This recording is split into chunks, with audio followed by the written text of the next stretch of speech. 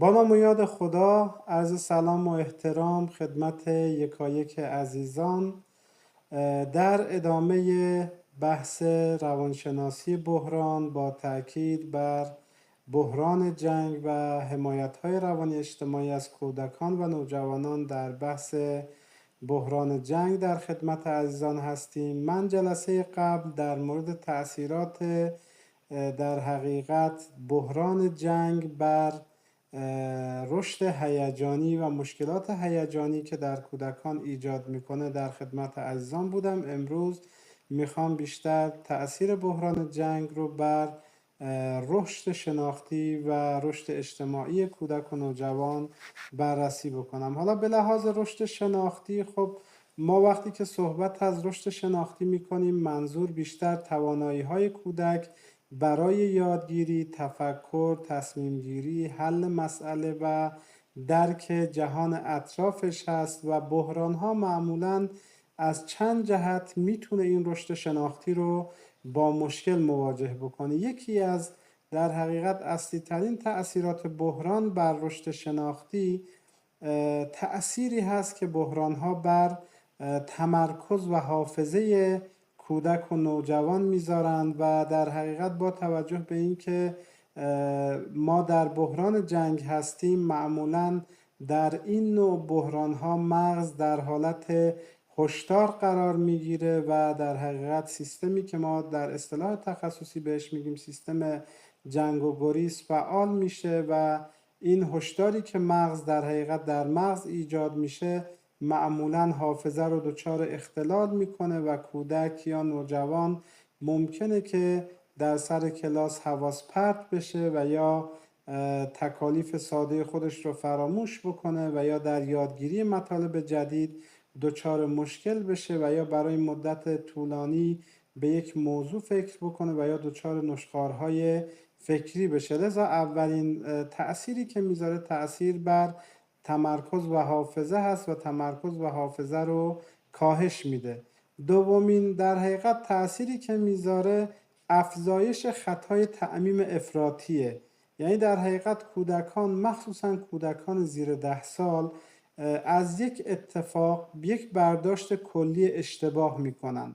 مثلا وقتی که صدای انفجار شنیده میشه ممکنه که فکر بکنه که همه جا خطرناک هست و یا وقتی که یک خبر ناگوار رو میشنوه ممکنه که اینطوری تصور بکنه که این اتفاق ممکنه که برای من یا برای خانواده من هم اتفاق بیفته. این خطای تعمیم افراطی و یا کلی سازی اشتباه در شرایط در حقیقت استرس‌زا خیلی رایج هست، ولی در اینجا نقش والدین خیلی کلیدی هست که بتونن توضیحات منطقی رو برای فرزندان خودشون ارائه بدن. سومین تأثیری که میذاره بر رشد شناختی کودک و نوجوان افزایش خیال پردازی، یعنی کودکان در بحران ممکنه که قهرمان سازی بکنن در خیالات خودشون، دشمن سازی بکنن و یا اینکه در ذهن خودشون سناریوهای مختلفی رو بسازن و یا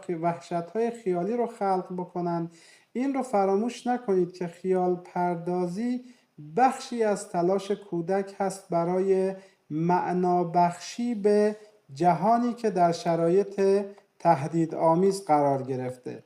چهارمین اتفاقی که میفته تفسیر نادرست از نمادها هست. کودکان ممکنه که پیام‌های رسانه‌ای که دریافت می‌کنند بدون اینکه در حقیقت درک زمینه‌ای داشته باشند یک تفسیر نادرست از مسئله داشته باشند. مثلا ممکنه وقتی که صحبت از مفاهیمی مثل حمله، خطر، پیشروی و مسائل به این شکلی میشه اینها رو اشتباه تفسیر بکنن و یا آمار رو بزرگ نمایی کنند یا اشتباه درک بکنند و یا در حقیقت میان رویداد واقعی که در حال اتفاق هست و داستانهایی که میشنوند تفاوت نگذارند و برای همین توضیح ساده و کنترل شده اطلاعات برای رشد شناختی کودکان خیلی ضروری هست.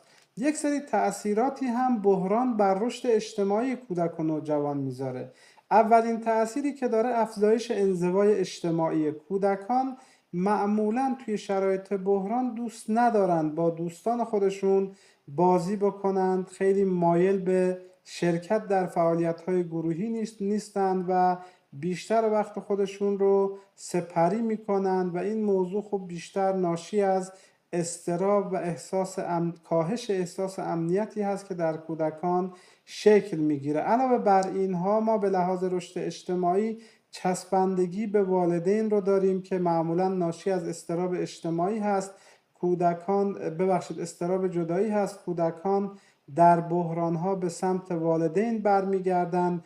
حتی نوجوانانی که معمولا استقلال بیشتری دارند ممکنه که نیاز داشته باشن به لحاظ عاطفی به والدین خودشون نزدیکتر باشن.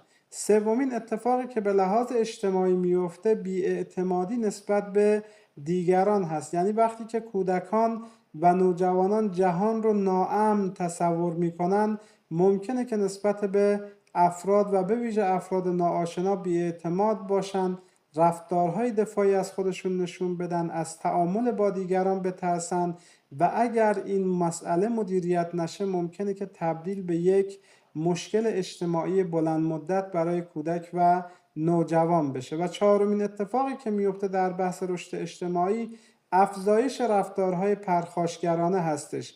بعضی از کودکان و حتی نوجوانان ممکنه که به جای ترس واکنش پرخاشگری نشون بدن، با خواهر و برادر دعوای بیشتری بکنن، بیشتر با والدین مخالفت بکنن، حتی ممکنه که وسایل خودشون رو بشکنن. پرخاشگری در بحران معمولا یک تلاش غیر مستقیم هست برای کنار اومدن با اون احساس ضعفی که فرد برای مقابله با اون بحران داره، که در اینجا حمایت والدین مخصوصاً و افراد شاغل در حرفه‌های سلامت روان مهمترین عامل حفاظتی هست و محافظتی هست و والدین و درمانگران میتونن با ارائه یک سری توضیحات ساده و واقعی و حفظ روتین‌های روزمره و محبت پایدار کمک بکنن به این که این اضطراب در حقیقت کنترل بشه و فرصت‌های بازی و